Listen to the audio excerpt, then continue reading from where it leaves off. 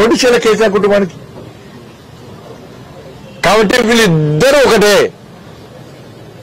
దక్షిణాది రాష్ట్రాల పేరుతోని రెచ్చగొట్ట ప్రయత్నం చేస్తున్నారు. ఇవాళ కమ్ముల కరీంనగర్ ఎమ్మెల్యే ఎవరైతే మొత్తం దేశాన్ని విభజించాలంట.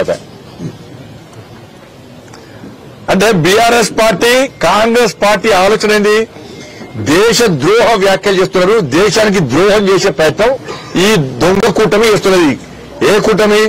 లిక్కర్ కూటమి చేస్తున్నది. దేశాన్ని విభజించే స్థాయికి వచ్చినట్టే ప్రజలు రాళ్లతో కొట్టాలి వీళ్ళను. ఇప్పటికే మతం పేరుతో ఇదే కాంగ్రెస్ పార్టీ సహకారం వల్ల దేశం ఇవ్వాలా, 3 ముక్కలే చేయాలా. ఈ దేశ పరిస్థితి ఇవ్వాలా. ఈ దేశంలో అవసరాలు చేసేది ఎవరు? భాషా పేరుతోని, ప్రాంతం పేరుతోని ఇవాళ మన దేశాన్ని విభజించే ప్రయత్నం ఇలా ఈ కూటమి చేస్తున్నది. వాళ్ళ దేశాన్ని విభజిస్తారా? ఇంత ఘోరమా? ఇంత ఘోరమైన వ్యాఖ్యలా? కానీ చిన్న వేరు ఓడి వేరు, బీఆర్ఎస్ కాంగ్రెస్ కలిపే వేరు. ఇప్పుడు ఇక్కడ మీటింగ్ పెడుతున్నారు. నెక్స్ట్ మీటింగ్ ఇక్కడ ఎవరు పెడతారు? బీఆర్ఎస్ పార్టీ కాంగ్రెస్ పార్టీ కలిసి ప్లాన్ చేస్తున్నారు.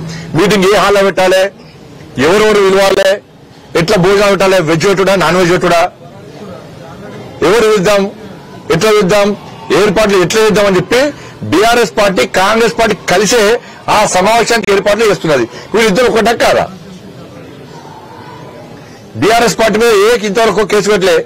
ఎందుకు పెట్టలేదు? ఇద్దరు ఒకటే. మొన్న ఇక్కడ జరిగిన ఎమ్మెల్సీ ఎన్నికల్లో ఇద్దరు కలిసి పనిచేసినారు. వీళ్ళ పోటీ వాళ్ళు పెట్టలే, వాళ్ళ పోటీ వీళ్ళు పెట్టలే, కలిసి పనిచేశారు. ప్రజలు గుర్తించడం, ఇద్దరు ఒకటి గుర్తించడం మీకు గుణపడ చెప్పారు. ఇప్పుడు మాకు అంతెందుకన్నా మళ్ళీ ఇప్పుడు Hyderabad local body MLC election ఉన్నది. ఎంఐఎం పార్టీని గెలిపేయడానికి కాంగ్రెస్ పార్టీ ఎన్నికలో అభ్యర్థులు పెడతలేదు. రేపో మాపో అధికారికంగా ప్రకటించే ప్రయత్నం చేస్తున్నది. ఎంఐఎం పార్టీని గెలిపించడానికి బీఆర్ఎస్ పార్టీ కూడా వాళ్ళ దాని ఎవరుంటారు?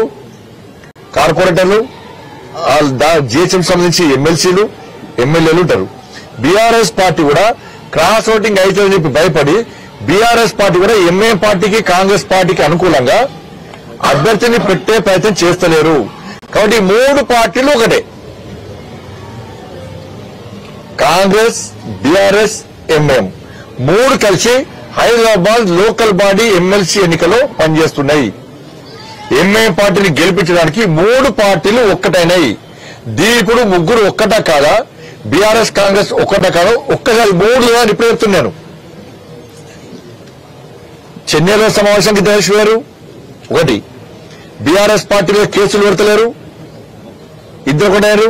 2, మొన్న ఎమ్మెల్సీ ఎన్నికల్లో ఇద్దరు కలిసి పనిచేశారు. 3, ఇప్పుడు local body Hyderabad local body MLC ఎన్నికల్లో ముగ్గురు కలిసి పనిచేస్తున్నారు. మరి వీళ్ళిద్దరు ఒకటా కాదా? బీజేపీని ఎదుర్కోవడానికి, భారతీయ జనతా పార్టీని అడ్డుకోవడానికి కాంగ్రెస్, బీఆర్ఎస్ ఒకటేరు.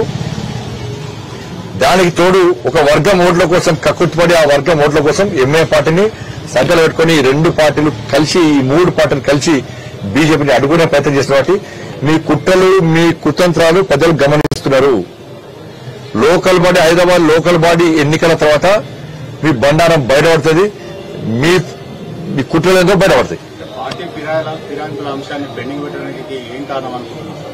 అంతే, దాని ఉంటుంది దీని ఉంటుంది. ఆ పార్టీ ఈ పార్టీ ఒకటే, మేము ఒకటే కదా వాళ్ళ ఫీలింగ్ అంతే. ఇప్పుడు లోకల్ బాడీ ఎలక్షన్ చూడాలి. ఇప్పుడు కాంగ్రెస్ పార్టీకి 2 ఇద్దరు గెలిచారు, కార్పొరేటర్ ఇద్దరే. కానీ 20 మంది బీఆర్ఎస్ కలుపుకున్నారు. 20 మంది బీఆర్ఎస్ కలుపుకున్నారు. ఒక ఎంపీ, రాజ్యసభ ఎంపీ ఉన్నాడు, ఒక ఎమ్మెల్సీ ఉన్నాడు, ఎమ్మెల్యే ఉన్నాడు. వాళ్ళకి బీఆర్ఎస్ పార్టీకి 55 మంది కార్పొరేటర్ ఉన్నారు. బీఆర్ఎస్ పార్టీకి ఎమ్మెల్సీ ఉన్నాడు, ఎమ్మెల్యే ఉన్నారు. అంటే ఈ 50 దాకా ఇంకే ఓట్లు, అంటే దాదాపు 72 ఓట్లు వాళ్ళకు ఉన్నాయి బీఆర్ఎస్ పార్టీకి. అయినా పోటీ అంటున్నది. ఎంఐఎం పార్టీకి 44 కార్పొరేటర్లు ఉన్నారు, 8 మంది ఎమ్మెల్యేలు ఉన్నారు, ఎంపీ ఉన్నాడు. భారతీయ జనతా పార్టీకి 40 నుంచి దాదాపు 44 వచ్చేది, 49 వచ్చేది. మాకు ఎంపీ ఉన్నారు, ఎమ్మెల్యే ఉన్నాడు, ఎమ్మెల్సీ ఉన్నాడు. మాకు బలం లేకుండా పోటీ చేస్తున్నాం. మేము బలం లేకుండా పోటీ చేస్తున్నాం. వాళ్ళకు బలం కూడా పోటీ చేస్తలేరు. వాళ్ళ పార్టీ నాయకుల మీద, వాళ్ళ పార్టీ కార్యకర్తల మీద వాళ్ళకే విశ్వాసం లేదు. ఏంటంటే ఎంఐఎం పార్టీని గెలిపించాలని చెప్పి రెండు పార్టీలు ప్రయత్నిస్తారు. తెలంగాణ సమాజం ఆలోచించాలి.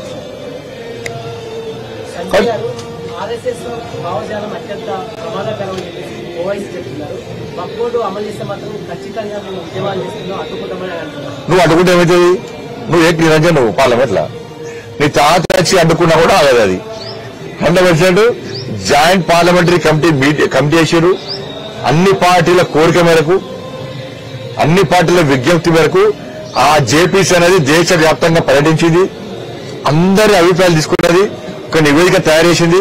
ఆ నివేదిక అనుగుణంగా రేపు పార్లమెంట్ కు ఎప్పుడైనా ఆ బిల్లు రావచ్చు, ఆమోదం పొందడం ఖాయం.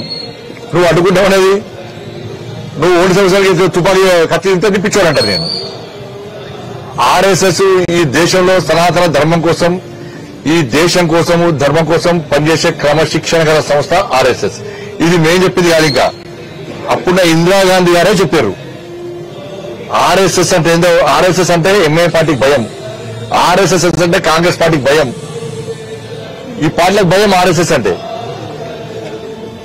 కాబట్టి దేశము, ధర్మము, సమాజం అనేటువంటి ఒక విధానంతో, ఒక నినాదంతో హిందూ సమాజం యొక్క సంఘటితం కోసం నిత్యం ఈ దేశం కోసం, దేశంలో ఏ అబద్ధం వచ్చినా, ఎక్కడ ఇబ్బంది వచ్చినా వాళ్ళ సేవా కార్యక్రమంతో పాటు దేనికైనా సిద్ధమై ఉండేటువంటి సంస్థ ఆర్ఎస్ఎస్.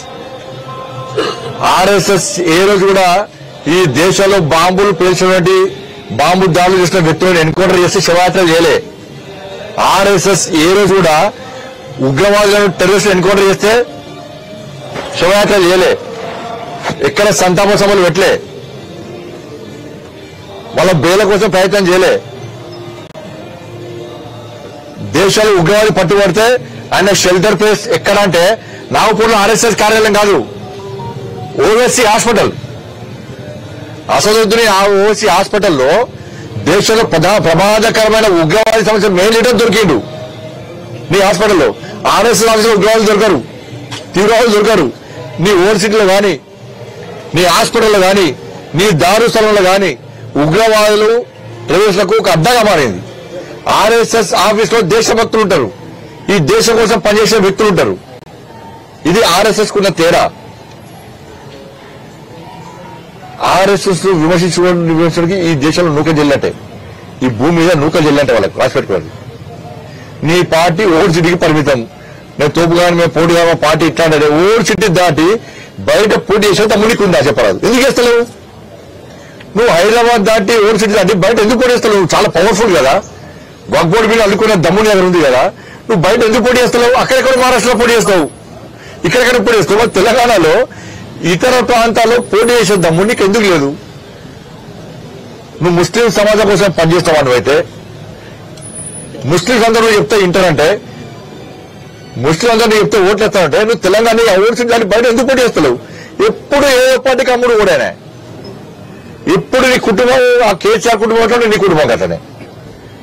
అధికారంలోకి ఏ పార్టీ వస్తే ఆ పార్టీ కొమ్ముకోవడము, వాళ్ళ వ్యాపారాలు మంచి చూసుకోవడము, అక్రమంగా పైసలు సంపాదించుకోవడం, ఇది ఓవైసీ కుటుంబం యొక్క అనవైద్యం బాధితాలకు. కానీ నువ్వు మారితే ఇవాళ దయ్యాల వేదాలు వలిచినట్టే. అది